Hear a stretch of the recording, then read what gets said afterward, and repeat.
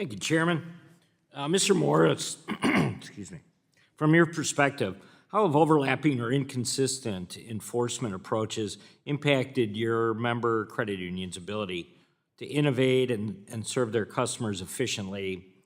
And what role should Congress play in ensuring federal regulators do not stifle credit union-led innovation that's already subject to many different state-level scrutinies?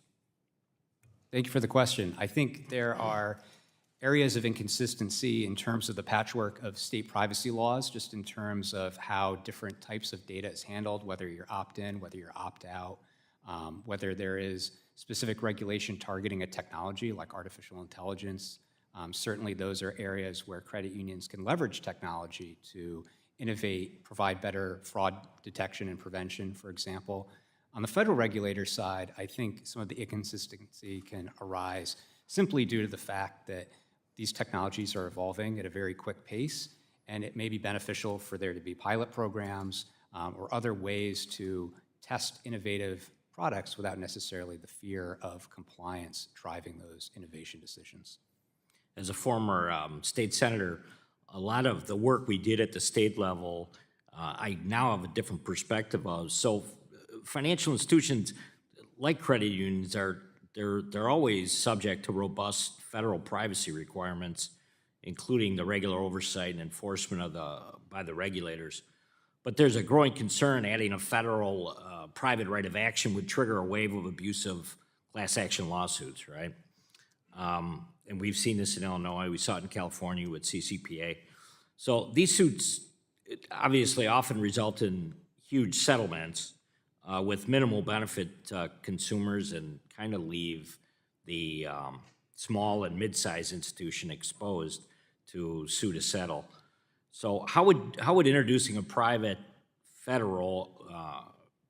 of action for data privacy violations affect credit unions' ability to just serve their members, I guess?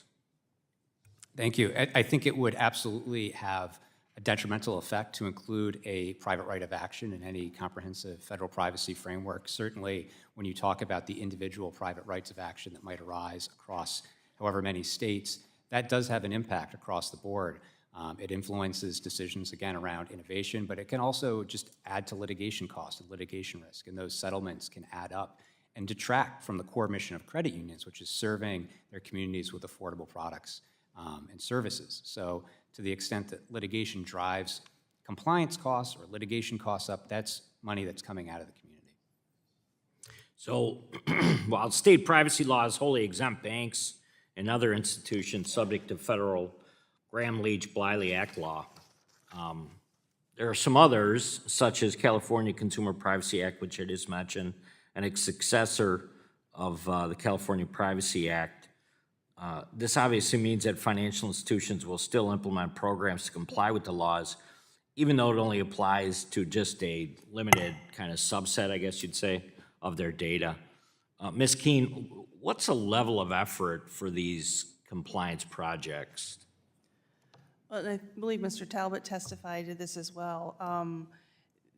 You have to sort of map all of the data that you have. You have to have personnel involved with that. You have to have often bringing out third-party technology companies to help you assess and to figure out which data is covered, which data is not.